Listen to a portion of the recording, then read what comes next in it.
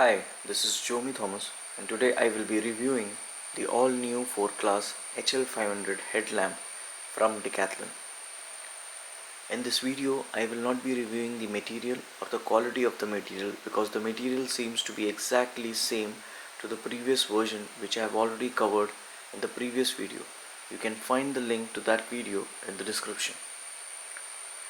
The only major design difference I noticed is that the socket on the new version is C-type. That is good because almost every charging socket on any device is now type C, and it is hard to find cable for the older type of sockets. So let us quickly move to the review of all features of this new version of HL500. HL500 actually has 6 mode, which is same as what we had in the previous version. So starting with the first mode, which is the red mode, the red light, there is no change to this because you can see a short distance with this mode, and it helps you when you are actually using this mode in a place where you don't require or you don't want to light up the space. I have placed my kid's bicycle at a distance of 20 feet from the camera, and I think it's not very clear with this mode, but yeah, the reflectors on the wheel, that is visible. Again, what is not visible in this mode is at an additional distance of 20 feet from the bicycle there is a gate, and past the gate there is a road, and past the road there is again a stone wall with some grass on it. Coming to the next mode, which is Eco mode. Eco mode is at 20 lumen and it will work for 35 hours.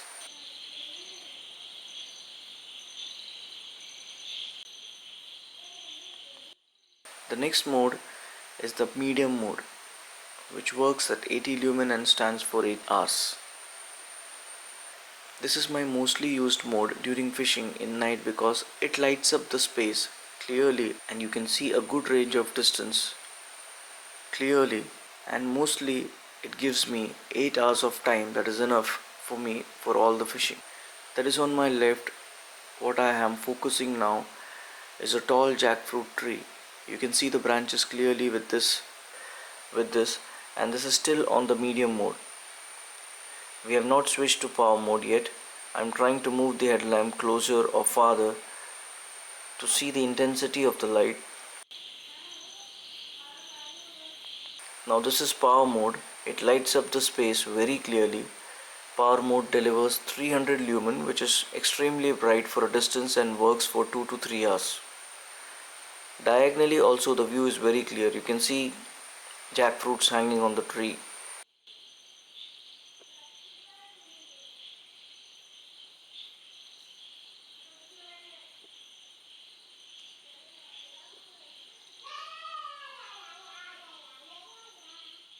The fifth mode is a flash mode.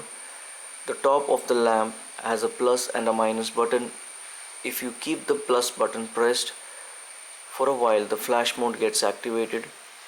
This mode is also called SOS mode, and this helps you find people in your group when you miss somebody from the group while trekking or camping in dark.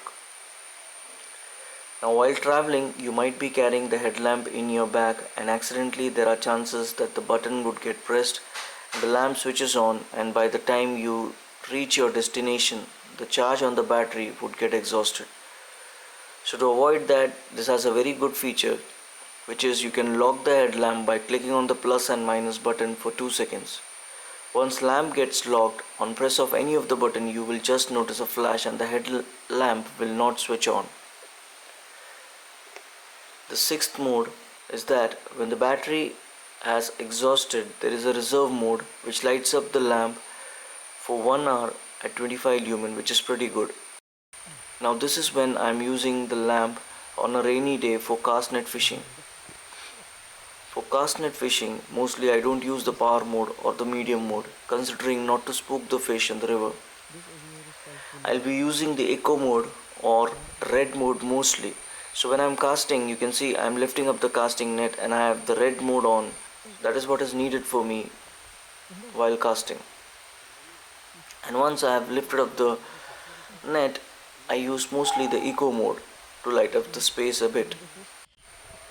My dad on the other hand is using caper lens headlamp, which is Moonlight USB 500, which is again from Decathlon and has now been discontinued, so no point of reviewing it.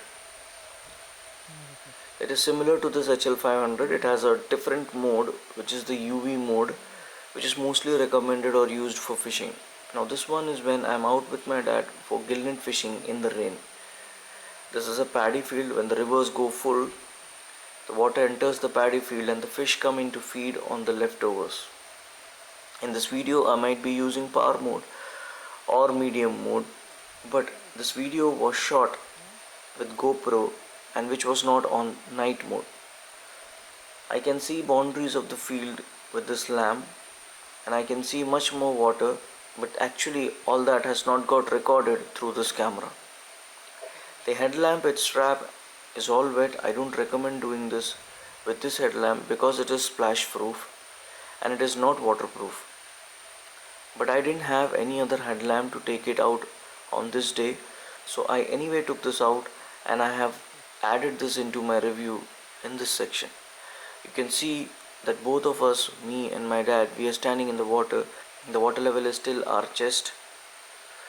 Of course we are not dipping the headlamp in the water, that is not recommended again, and that is all about this headlamp I would like to cover in this review.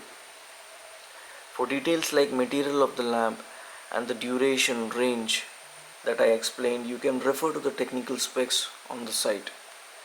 I hope you like the review on this headlamp. This is not a sponsored video. I use this lamp mostly for fishing on weekends. The earlier discontinued version of HL500, which was called Trek 500, I could use it for almost 4 years with all the rough use like fishing in rain, and that is the reason I stick to this lamp. So that is all on the review. I hope you like this video and will see you soon in the next video.